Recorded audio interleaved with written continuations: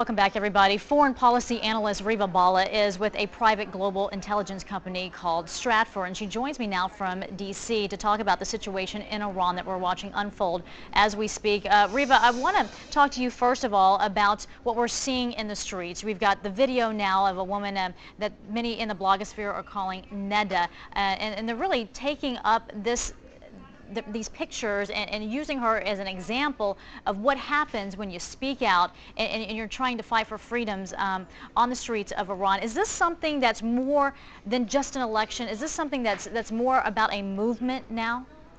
Well, I think Tehran has become this sort of a glass house, and the windows are a little muddy because of all the media censors, but through a lot of creative and informal ways and just by simply word of mouth, everyone is beginning to see, the exact repressive tactics being used in the city against protesters like Neda, and that is having a huge effect on people here in the exile community and as well as in Iran. But it's important to keep in mind, several things that this is one segment of the Iranian population, and some serious fissures are coming to light. But the protesters on the street and in the exile community are several steps ahead of the agendas of several of the clerical elite who are also in this debate with the leadership over who the president should be. So again, yeah, because it seems like, and I want to get some clarification and find out where you stand on this, or at least where you're seeing it.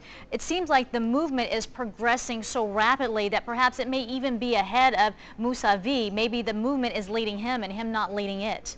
Yeah, I think that's a pretty accurate statement. And you remember that members of the clerical elite, like Mousavi, and very important figures like Rafsanjani, like Larijani, each one is dealing with this in their own way. Some are being a little bit more careful, like Larijani, in their protest and saying things that are contradicting the supreme leader, but still staying within the confines of the law. But remember, many of these members of the elite, they accumulated their wealth and their prestige through the clerical establishment. So this is not a call for complete regime change or an overthrow of the clerical establishment. Far from it. And there's definitely a gap between the street demonstrators and the members of the elite who are fighting this, which is definitely something to keep an eye on. Reva, I want to talk about two of the people at the center of what's going on right now. First of all, Ahmadinejad, the man who was re-elected according to the vote count, and the disputed vote count, I should say. Where is he in all of this? We have not seen him. It seems he's been kind of staying out of the spotlight. There are some rumors that he was in Qom. Qom is the bastion of Shiaism and of Islamic scholarship in Iran.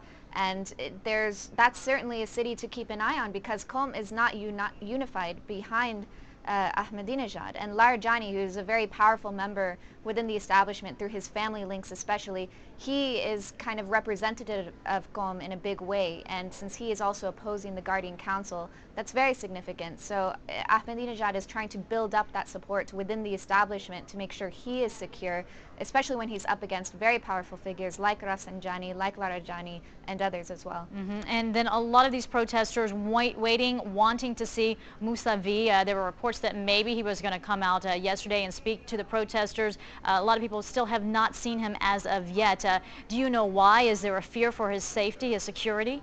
Yeah, we also have not. We've lost touch with all of our Mousavi contacts currently. And of course, these are intimidation tactics at work, and they're going after family members. Even Rafsanjani's children are reportedly arrested. So, again, he wasn't willing to take this probably as far as the demonstrators would like, but people are running their own agenda. People are claiming, he's declared himself a martyr. Who knows if that's true, but it's something that is being used to give moral support to the demonstrators on the streets. So even if his personality is being hijacked in a sense to lead these demonstrations, it serves a purpose for the demonstrators on the streets, but where Mousavi is currently, nobody really has a good idea of that. Yeah, the only thing we heard yesterday was that he was going through the rituals to prepare himself for martyrdom should that happen, but yet we have yet to see him. So we will be watching as always. Reva, thanks so much for your insight. Of course, we'll be checking in with you throughout the morning as well. We do appreciate it.